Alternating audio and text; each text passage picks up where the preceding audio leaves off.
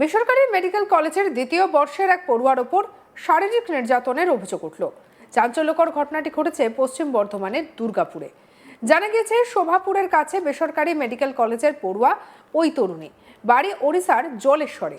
জানা গিয়েছে, রাত 8:30 নাগাদ ওই ডাক্তারি পড়ুয়া কলেজ ক্যাম্পাসের বাইরে এক ছেলে বন্ধুর সঙ্গে বেরিয়েছিলেন। আর ওই সময় নাকি 5 জন ওই মহিলা ডাক্তারকে বেসরকারি হাসপাতালের পিছনের দিকে একটি রাস্তার জঙ্গলে নিয়ে যান। আর সেখানে এই ঘটনা ঘটে বলে অভিযোগ। খবর পেয়ে পুলিশ আসে ঘটনাস্থলে, শুরু হয়েছে তদন্ত।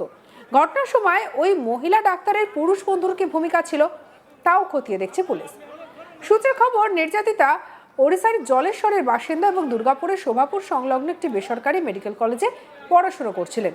জানা গেছে, শুক্রবার 8:30 নাগাদ সেই সময় এক পুরুষ বন্ধুর সঙ্গে তিনি কলেজ ক্যাম্পাসের বাইরে যান। আর সেখানে অভিযুক্ত যুবক তাকে কলেজ হাসপাতালের পিছনে একটি নির্জন এলাকায় নিয়ে গিয়ে শারীরিক নির্যাতন করে। ইতিমধ্যেই ওই নির্যাতিতাকে মেডিকেল পরীক্ষার জন্য হাসপাতালে ভর্তি করা হয়েছে। তারই পাশাপাশি করা হচ্ছে জিজ্ঞাসাবাদ। একাধিক বিষয় নিয়ে তদন্ত শুরু করেছে পুলিশ। কি বলছে নির্যাতিতার বাবা, শুনবো। কটায় খবর পেলেন? রাত্রি 10টার সময়। কে ফোন করেছিল? তার বন্ধু আমাকে ফোন করেছিল যে আপনার হয়েছে। তখন শুনে কান্নাকাটা করে এখানে পৌঁছেছি। কোথায় থাকেন আপনি? জলেশ্বর, উড়িষ্যা। আপনার মেয়ে কোথায় পড়তো? আমার মেয়ে এইখানে পড়তো, এটা মানে এখানে কোথায়? MBBS পড়ছে, Durgapur IQCT medical college, second year. আচ্ছা, কি হয়েছিল ঘটনাটা, কি জানতে পেরেছেন? ঘটনা সম্ভবত এখানে এসে আমরা তো কিছু জানি না, তরবর করে এখানে জিজ্ঞেস করে দেখলাম। এখানে 9:30 9টার মধ্যে একজন ছেলে, ওদের নামটা কি ওয়াসিম খান না কি, ওয়াসওয়ালিয়া, ও বললো গুপচুপ খাওয়া, চলো দেখি। সেদিকে ভুলে ওকে নিয়ে গেছে। কোন দিকে? আপনার গেট কাছে। আচ্ছা, তো গেট কাছে নিয়ে গেছে।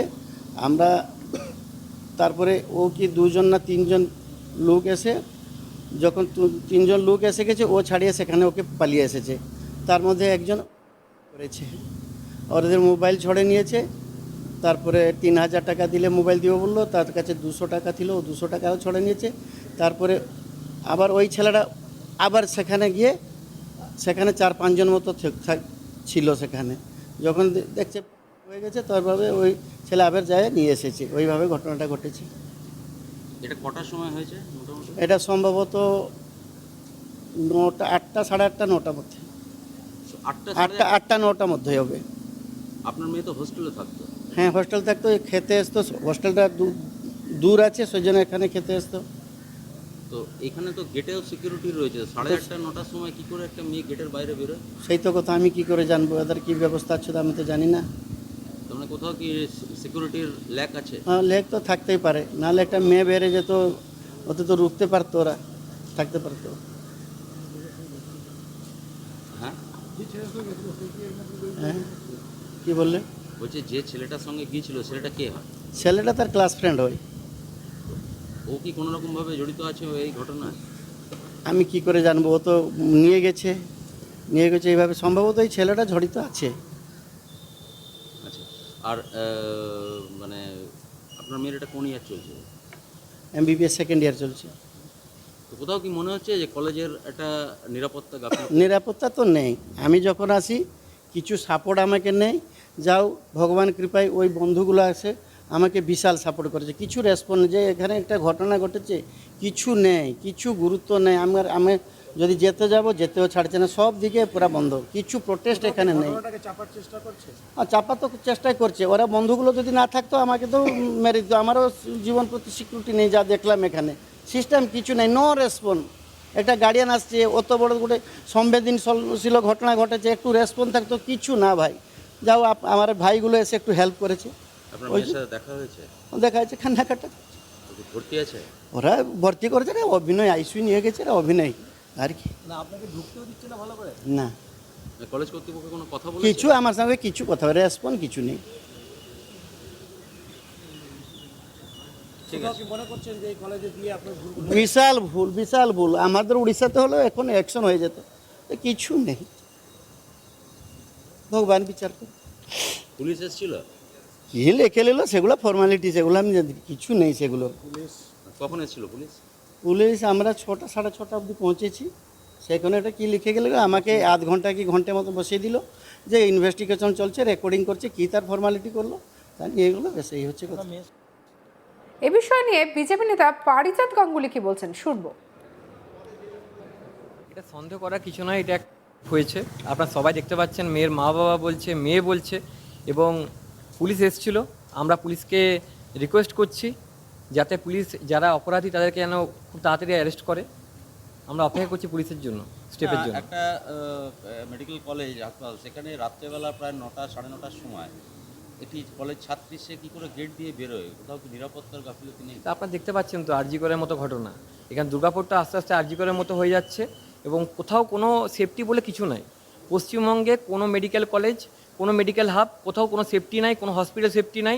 মানুষের অবস্থা বহুত খারাপ।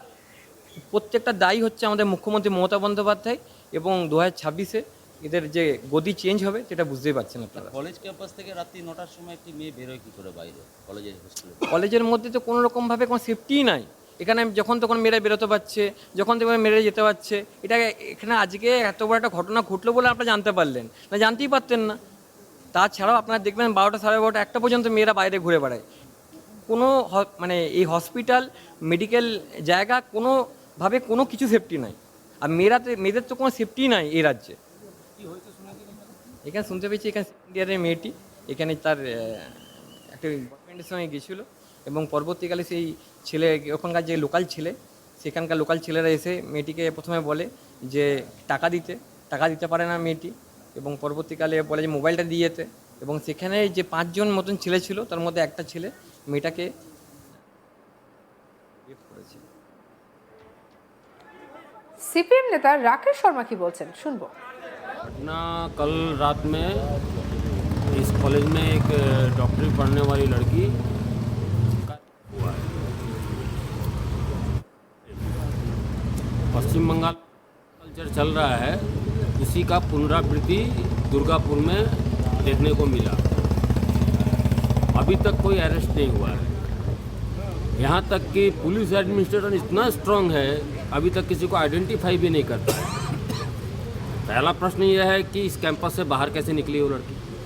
तो यहाँ का जो मैनेजमेंट है, क्या सिक्योरिटी चल रहा है।